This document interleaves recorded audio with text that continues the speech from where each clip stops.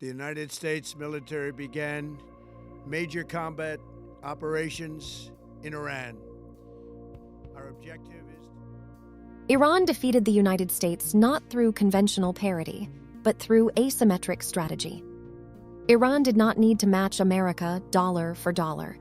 It did not need to destroy the U.S. Navy in open battle.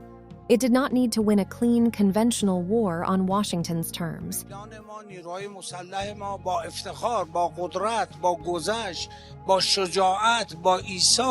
با درایت و خلاقیت این پیروزی رو به دست آوردن. خب حالا امروز شما دیدید در مقطع آتش‌بس و در مقطع پایان جنگ که این بخشش رو با مذاکره پیش بردین، پیاده سازی یا اشکالاتی پیدا کرده. Iran won by achieving its strategic objectives while inflicting punishment on U.S. forces in the entire region. The Strait of Hormuz as well? Yeah, but that'll open up automatically. The answer is yes, but the strait will open up. If we just left, the strait's going to, otherwise they make no money. So the strait's going to open, but what we have is no nuclear weapon, but we'll open the strait anyway. What's your backup plan if there's no field opens? You don't need a backup plan. We have, the military is defeated, their military is gone. They have, we've degraded just about everything. They have very few.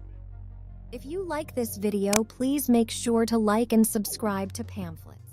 To the members of the Islamic Revolutionary Guard, the armed forces, and all of the police, I say tonight that you must lay down your weapons and have complete immunity, or in the alternative, face certain death. So, lay The down United your States arms. entered the Gulf with overwhelming military superiority. Is this U.S. military buildup that shows no sign of slowing down. Over the past 24 hours alone, we've learned that a squadron of F-22 stealth fighter jets have actually arrived here in Israel. And take a look at the influx of combat aircraft, from fighter jets to heavy lift transport planes at U.S. air bases across the region. Then there's the warships, the Ford aircraft carrier now in the Mediterranean off the coast of Israel, the Lincoln aircraft carrier in the Arabian Sea, at least a dozen guided missile destroyers. Overall, the largest buildup this region has seen since the invasion of Iraq in 2003. Stealth bombers, carrier strike groups, cruise missiles, satellites, intelligence networks, Gulf bases, regional partners, and unmatched air power.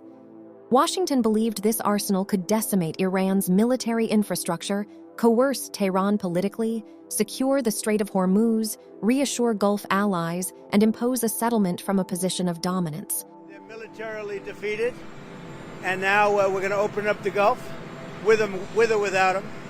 But that'll be open. We're going to be, or the Strait as they call it, and I think it's going to go pretty quickly. And if it doesn't, we'll be able to finish it off one way or the other. It's going well. The Navy's gone, the Air Force. But President Trump on Wednesday encouraged them to use the route. I think they should use it. This oil tanker from Thailand burned in the Strait of Hormuz after being struck by an Iranian projectile. Attacks in this waterway have threatened the transport of about 1/5 of the world's oil supply. The central mistake of the United States was to confuse destructive capacity with political power. America could bomb. America could destroy. America could impose enormous costs. But war is not decided by firepower alone. War is decided by whether violence produces the intended political result. In this case, it did not. Iran had spent decades preparing for exactly this kind of confrontation. Its military doctrine was not built around symmetry. It was built around survivability, dispersal, redundancy, and retaliation. Iran understood that it could not defeat the United States by copying the U.S. military model. Iran identified the weakest points in the American system, not its aircraft, not its ships, not its satellites, but its dependence on uninterrupted flows of oil. Iran understood that American power in the Gulf was not only military, it was economic. It rested on the assumption that U.S. force could keep energy corridors open, Gulf monarchies stable, global markets calm, and regional states aligned behind Washington. Iran attacked that assumption. The Shahed drone became a symbol of this doctrine. Inexpensive, expendable, mass-producible, and strategically disruptive. Alongside ballistic missiles, cruise missiles, anti-ship systems, and underground missile reserves, these weapons demonstrated the central logic of Iranian power. The United States could destroy expensive targets, but Iran could continue generating risk at a far lower cost.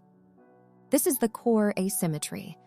The United States brought billion-dollar platforms into the Gulf. Iran answered with drones, mines, missiles, mobile launchers, and geography. America needed stability. Iran only needed to make stability impossible on American terms. America inflicted real damage.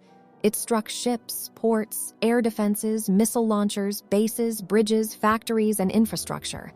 It degraded parts of Iran's military machine. It demonstrated the enormous destructive capacity of the U.S. war apparatus. But destruction alone is not victory. Washington could damage Iran. It could not disarm Iran politically.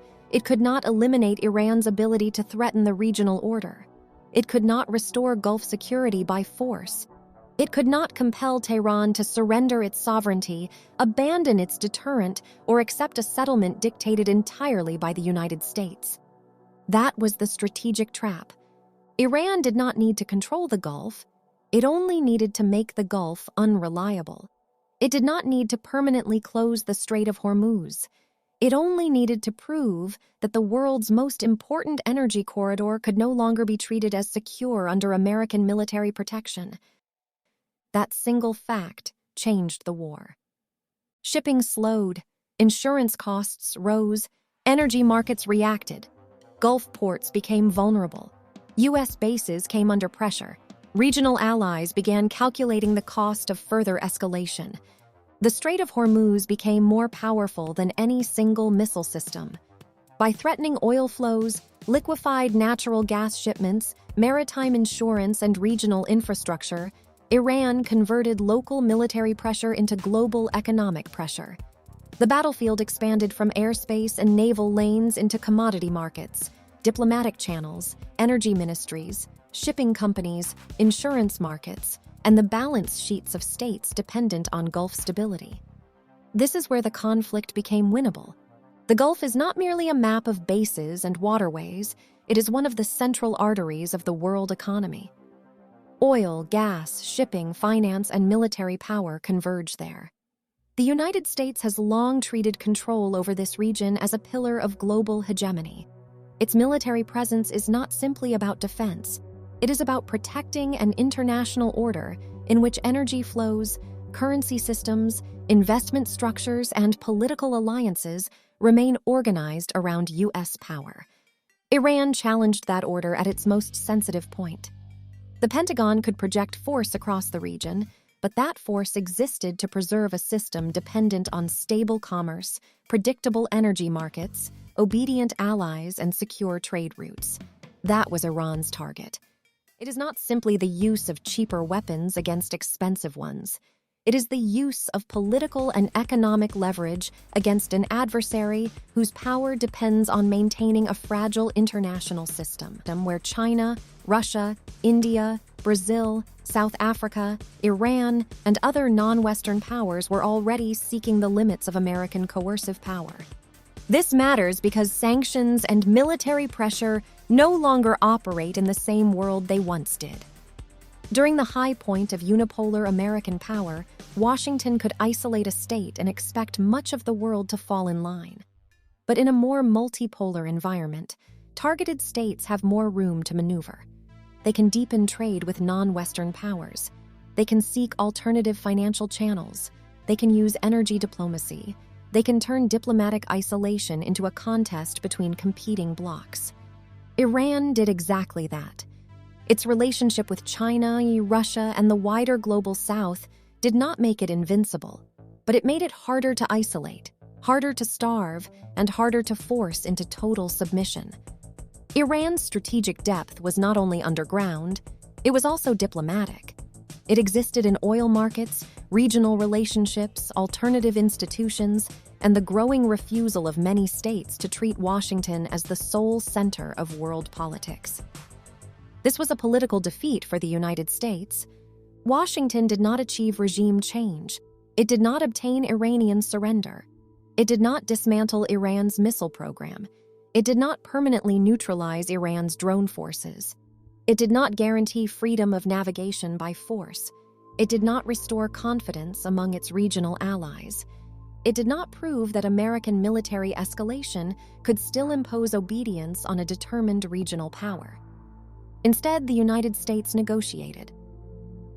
Iran extracted major economic concessions reportedly worth up to $450 billion while preserving its state, its deterrent architecture, and its regional position. That outcome cannot be described as mere survival. If you enjoyed this analysis, be sure to comment, like, and subscribe for more.